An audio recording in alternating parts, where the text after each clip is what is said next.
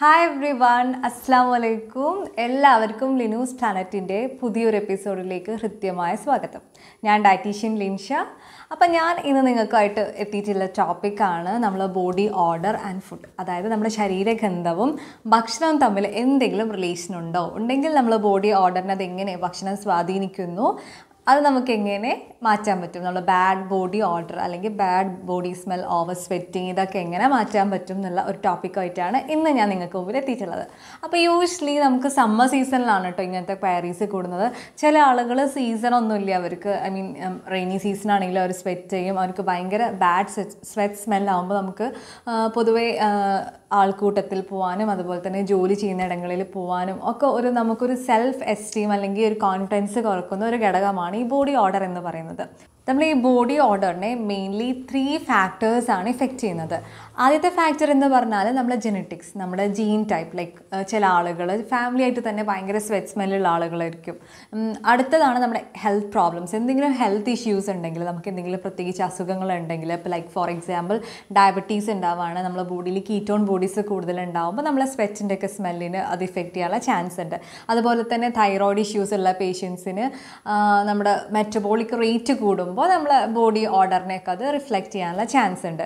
അതുപോലെ തന്നെ അടുത്ത പോയിൻ്റാണ് നമ്മുടെ ഡയറ്റ്. നമ്മുടെ ഡയറ്റിന് ഒരു മേജർ റോൾ എന്ന് പറയാം നമ്മൾ ബോഡി ഓർഡറിലുണ്ട്. ഓക്കെ, പിന്നെ നമ്മുടെ ലൈഫ് സ്റ്റൈൽ, നമ്മുടെ ലൈഫ് സൈക്കിൾ എങ്ങനെയാണ് ഇപ്പോൾ പറയാം. ഫോർ എക്സാമ്പിൾ ലേഡീസിൻ്റെ കാര്യം പറയുകയാണെങ്കിൽ അവർക്ക് ഓവുലേഷൻ ഉണ്ട്, അതുപോലെ തന്നെ നമുക്ക് പീരിയഡ്സിൻ്റെ സമയമുണ്ട്, പ്രഗ്നൻസി, ലാക്ടേഷൻ, ഇങ്ങനെ ഒരുപാട് സമയമുണ്ട്. അപ്പോൾ ഈ സമയത്തൊക്കെയുള്ള നമ്മളെ ബോഡി ഓർഡർ ഡിപ്പെൻഡ്സ് അപ്പോൺ എന്താണ് നമ്മുടെ ആ ലൈഫ് സ്റ്റൈലിനനുസരിച്ചിട്ടാണ് നമ്മളെ ബോഡിയുടെ സ്മെൽ ഇരിക്കുന്നത്. സോ നമ്മുടെ വീഡിയോയിലേക്ക് കടക്കാൻ കുറച്ച് നമ്മുടെ ബോഡിയിൽ 2 kinds ഓഫ് സ്വെറ്റ് ഗ്ലാൻസ് ആണുള്ളത്. അപ്പോക്രൈൻ സ്വെറ്റ് ഗ്ലാൻസും അതുപോലെ തന്നെ എക്രൈൻ സ്വെറ്റ് ഗ്ലാൻസും.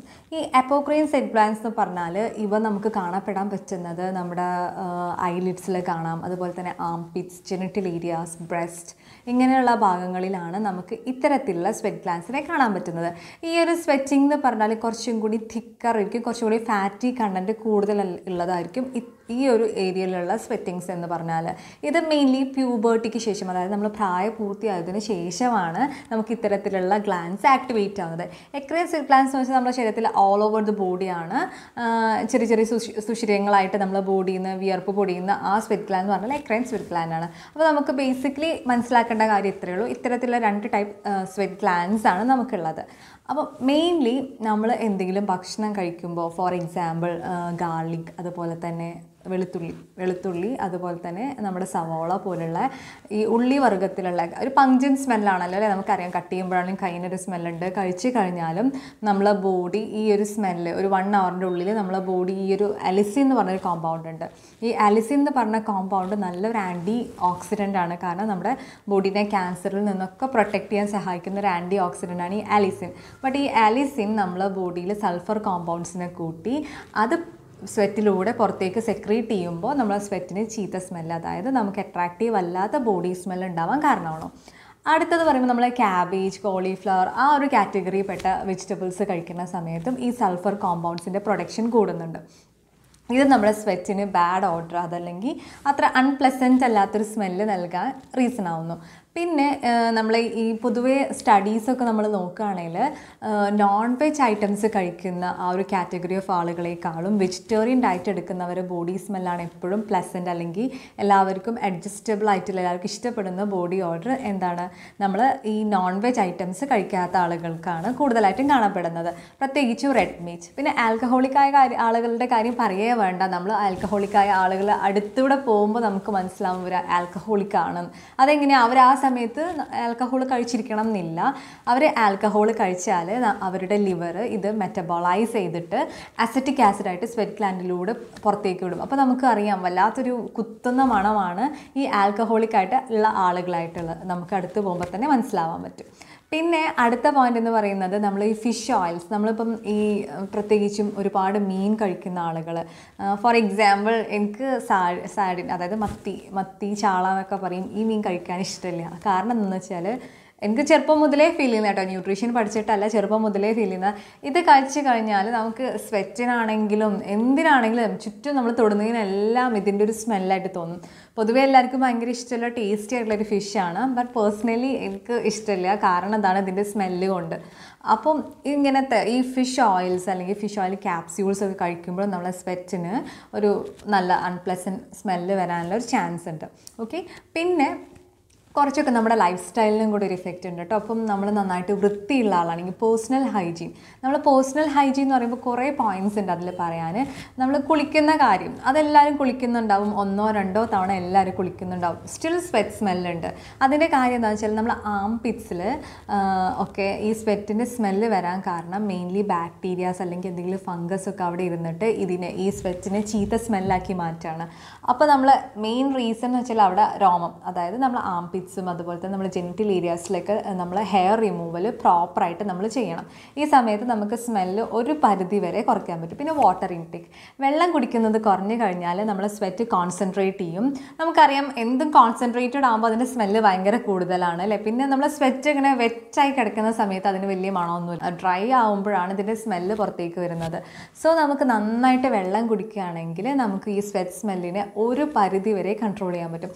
ചില ആളുകൾക്ക് അൺകൺട്രോളബിൾ സ്വെറ്റാണ്, എന്താ റീസൺ എന്നറിയില്ല. ഇവർക്ക് ഒന്നെങ്കിൽ എന്തെങ്കിലും അസുഖങ്ങൾ ഉണ്ടാവാം, അല്ലെങ്കിൽ നമുക്ക് ഈ ഡ്രഗ് അഡിക്ട്സ് ആയിട്ടുള്ള ആളുകൾ പണ്ടൊക്കെ കുറേ ഡ്രഗ്സ് യൂസ് ചെയ്തു, പിന്നെ അവർ തിരിച്ച് നോർമൽ ലൈഫിലേക്ക് വരുമ്പോൾ കാണാവുന്നൊരു ബുദ്ധിമുട്ടാണ് ഓവർ സ്വെറ്റിങ്. അവർക്ക് പുറത്തിറങ്ങാൻ പറ്റാത്ത രീതിയിലുള്ള സ്വെറ്റിങ് ഉണ്ടാവും. അപ്പോൾ ഇത്തരത്തിലുള്ള ആളുകൾക്കും അത് ത്രൂ ഡയറ്റൊക്കെ നമുക്ക് ആ സ്മെല്ലൊന്ന് കൺട്രോൾ ചെയ്യാൻ പറ്റുന്നേ ഉള്ളൂ. പിന്നെ പ്രോപ്പർ മെഡിക്കേഷൻസ് ഒക്കെ ഉണ്ടെങ്കിൽ നമുക്കൊരു പരിധിവരെ ഇത് കൺട്രോൾ ചെയ്യാൻ പറ്റും. പിന്നെ അടുത്ത പോയിൻറ്റ്സ് എന്ന് പറഞ്ഞാൽ നമ്മളെ സ്വെറ്റിനെ കുറച്ചും കൂടിയും നല്ല പ്ലസൻറ്റ് സ്മെല്ലാക്കാൻ സഹായിക്കുന്ന ആളുകൾ അല്ലെങ്കിൽ ഫുഡ് ഐറ്റംസിനെ ഞാൻ പറയാൻ പോകുന്നത്, നമ്മൾ കരോട്ടിൻ കണ്ടൻറ്റുള്ള നല്ല കളർഫുൾ ആയിട്ടുള്ള ഫ്രൂട്ട്സ് ആൻഡ് വെജിറ്റബിൾസ് നമ്മൾ ഡയറ്റിൽ ഇൻക്ലൂഡ് ചെയ്യുക. ഇപ്പോൾ ഒരുപാട് സ്വെറ്റിങ്ങിലുള്ള ആളുകളാണെങ്കിൽ കരോട്ടിൻ ഏറ്റവും കൂടുതൽ ബീറ്റാ കരോട്ടിനൊക്കെ കാണാൻ പറ്റുന്നതാണ്. നമുക്ക് ക്യാരറ്റ്സിലും ബീറ്റ്റൂട്ട്സ് പോലുള്ള കാര്യങ്ങളൊക്കെ നന്നായിട്ട് നമ്മുടെ ഡയറ്റിൽ ലൈക്ക് സാലഡ്സിലോ അതല്ലെങ്കിൽ ജ്യൂസസ് ആയിട്ടൊക്കെ നമ്മളെ ഡയറ്റിൽ ഇൻക്ലൂഡ് ചെയ്യുക. അപ്പോൾ എന്ത് ചെയ്യാൻ പറ്റും, നമ്മളെ സ്വെറ്റിൻ്റെ ആ ഒരു സ്മെല്ലിനെ ബെറ്റർ ആക്കാൻ പറ്റും. പിന്നെ ഞാൻ പറഞ്ഞല്ലോ ഒരു വെജിറ്റേറിയൻ ബേസ്ഡ് ഡയറ്റ് എടുക്കുക. പിന്നെ നമ്മുടെ സ്ട്രെസ്, ആൻസൈറ്റി, നമുക്കറിയാം നമുക്ക് എന്തെങ്കിലും ടെൻഷൻ വരുമ്പോൾ നമ്മുടെ കൈൻ്റെ ഉള്ളനടി തൊട്ട് കാൽപാദം വരെ സ്വെറ്റ് ചെയ്ത് ഭയങ്കര സ്മെല്ലാണ് അല്ലേ.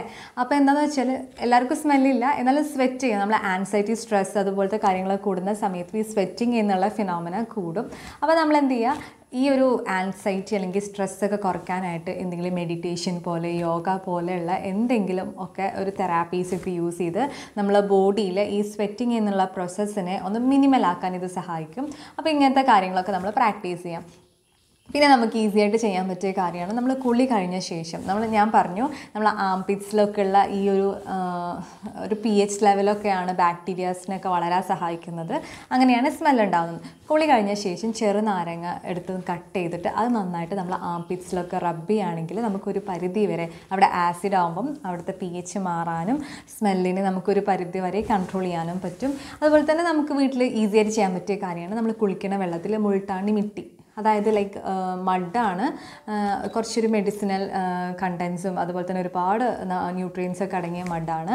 അപ്പോൾ ഈ മുൾട്ടാണി മിട്ടി അറിയാത്ത ആരും ഉണ്ടാവില്ല. ഈ മുൾട്ടാണി മിട്ടി ഒരു സ്പൂണിട്ട് കലക്കിയ വെള്ളത്തിൽ കുളിക്കുകയാണെങ്കിൽ നമുക്ക് സ്വെറ്റ് സ്മെല്ല് ഒരു പരിധി വരെ കൺട്രോൾ ചെയ്യാൻ പറ്റും എന്നാണ് പറയുകയാണെങ്കിൽ. നമ്മളെ ബോഡി ഓർഡറിനെ കുറിച്ചൊരു ഇൻട്രസ്റ്റിംഗ് ഫാക്റ്റാണ് ഞാൻ പറയുന്നത്. ഇപ്പം ഞാൻ ലേഡീസിൻ്റെ അല്ലെങ്കിൽ ഫീമെയിൽസിൻ്റെ കാര്യമൊക്കെ ഞാൻ പറഞ്ഞു.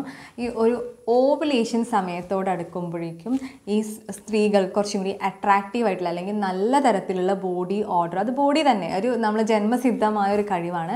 നല്ല തരത്തിലുള്ള ബോഡി സ്മെല്ല് അത് നമ്മൾ പ്രൊഡ്യൂസ് ചെയ്ത് തുടങ്ങും. അത് നമ്മുടെ ഒരു പീരിയഡ്സിൻ്റെ സമയമാകുമ്പോഴേക്കും നമ്മളെ ബോഡിയുടെ സ്മെല്ല് അത് ബാഡായിക്കൊണ്ടിരിക്കും.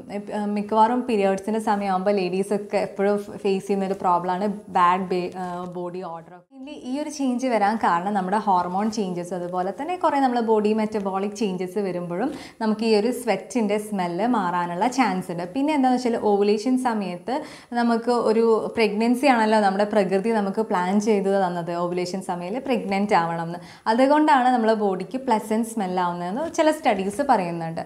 ഓക്കെ, അപ്പോൾ അടുത്ത കാര്യം, നമ്മൾ കുറച്ച് ഏജ് ആകുമ്പോൾ ഓൾഡ് ഏജ് ആവും തോറും നമ്മളെ ബോഡിയുടെ സ്മെല്ല് മാറി അൺപ്ലസൻറ്റ് ആവാനുള്ള ചാൻസ്. പിന്നെ നമ്മൾ യൂസ് ചെയ്യുന്ന ക്ലോത്ത്സ്, ക്ലോത്ത്സ് യൂസ് ചെയ്യുന്നത് എപ്പോഴും ലൂസായിട്ടുള്ള കംഫർട്ടബിൾ ആയിട്ടുള്ള കോട്ടൺ ക്ലോത്ത്സ്, ബ്രെത്തബിൾ ആയിട്ടുള്ള ക്ലോത്ത്സ് യൂസ് ചെയ്യുക. അത് മെയിൻലി നമ്മൾ പറയുമ്പോൾ നാച്ചുറൽ ഫൈബേഴ്സ് ഇല്ല, ലൈക്ക് സിൽക്ക്, അതുപോലെ തന്നെ കോട്ടൺ, വൂളൊക്കെ പോലത്തെ കാര്യങ്ങൾ കുറച്ചും കൂടി ബ്രെത്തബിളാണ്. ഇങ്ങനത്തെ ക്ലോത്ത്സ് യൂസ് ചെയ്യാനായിട്ട് നമ്മളെല്ലാവരും ശ്രദ്ധിക്കുക. ഇത്രയും കാര്യങ്ങളാണ് എനിക്ക് ഈ ബാഡ് സ്മെൽ, ബോഡി ഓഡർ മാറ്റാനായിട്ട് പറഞ്ഞു തരാനുള്ളത്. പിന്നെ നമ്മൾ കാണുന്നത് high spicy, high oily food. നമ്മൾ ഫുൾ പുറമേ നിന്നുള്ള high spicy and oily foods കഴിക്കുന്ന ആളുകളാണെങ്കിൽ നമ്മളെ ബോഡി ഓർഡർ ബാഡ് ആവാനുള്ള ചാൻസ് ഉണ്ട്. കാര്യം എന്താണ്, നമ്മളെ ബോഡിയിൽ ചൂട് കൂടാനും മെറ്റബോളിസം കൂടാനും അങ്ങനെ തന്നെ സ്വെറ്റിംഗ് കൂടാനും ചാൻസ് ഉണ്ട്. എല്ലാവർക്കും അറിയാം, നല്ല സ്പൈസി ആയിട്ടുള്ള ഒരു ബിരിയാണി കഴിച്ചാൽ അല്ലെങ്കിൽ എന്തെങ്കിലും നല്ല സ്പൈസി ആയിട്ടുള്ള ഫുഡ് കഴിച്ചാൽ നമ്മൾ പെട്ടെന്ന് സ്വെറ്റ് ചെയ്ത് തുടങ്ങും. ചില ആളുകൾ ഇവിടെയൊക്കെ മുഖമൊക്കെ സ്വെറ്റ് ചെയ്ത് തുടങ്ങും എന്തെങ്കിലും സ്പൈസി ആയിട്ടുള്ള കാര്യങ്ങൾ കഴിച്ചു കഴിഞ്ഞാൽ.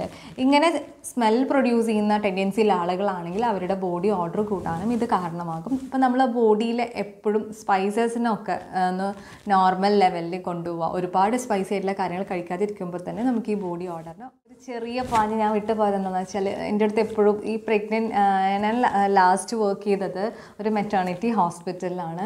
അപ്പോൾ പ്രഗ്നൻ്റ് ആയിട്ടുള്ള അതുപോലെ തന്നെ ഈ ലാക്ടേറ്റിംഗ് ഒക്കെ ആയിട്ടുള്ള അമ്മമാർ പറയുന്നൊരു പോയിൻ്റ് ആയിരുന്നു, എനിക്ക് ബോഡി സ്മെല്ല് ഭയങ്കര കൂടുതലാണ്. എന്താ അതിന് ഒരു മെയിൻ റീസൺ എന്ന് പറഞ്ഞാൽ, നമ്മൾ ലാക്ടേഷൻ സമയത്ത് നമ്മളെ പാലിൻ്റെ ബേബീനെ അട്രാക്റ്റ് ചെയ്യാനായിട്ട് അമ്മയ്ക്കും ബേബിക്കും പരസ്പരം മനസ്സിലാവാനായിട്ട് ഞാൻ പറഞ്ഞല്ലോ, നമ്മൾ പാലിൻ്റെ സ്മെല്ല് നമ്മളെ ബോഡിക്ക് ഉണ്ടാവും. ഒരു വേറെ നമ്മൾ ആദ്യത്തെ ബോഡി സ്മെൽ എന്തായാലും മാറും കുഞ്ഞിനും അമ്മയെ റെക്കഗ്നൈസ് ചെയ്യാൻ വേണ്ടിയിട്ട്. ആൻഡ് ദ സെക്കൻഡ് പോയിൻ്റ് എന്ന് പറഞ്ഞാൽ, നമ്മൾ പ്രസവരക്ഷയായിട്ട് കഴിക്കുന്ന കുറേ അധികം സ്പൈസസ്, ഈ ചെറിയ ഉള്ളി പോലുള്ള കാര്യങ്ങളും അതുപോലെ തന്നെ നമ്മുടെ ഗാർലിക് പോലുള്ള കാര്യങ്ങളും നമ്മൾ ഒരുപാട് കഴിക്കുന്നുണ്ട്. അതുപോലെ തന്നെ ഉലുവ, ജീരകം പോലുള്ള കാര്യങ്ങളും നമ്മളെ ബോഡി ഓർഡറിനെ മാറ്റാനായിട്ട് വലിയൊരു പങ്ക് വഹിക്കുന്നുണ്ട്.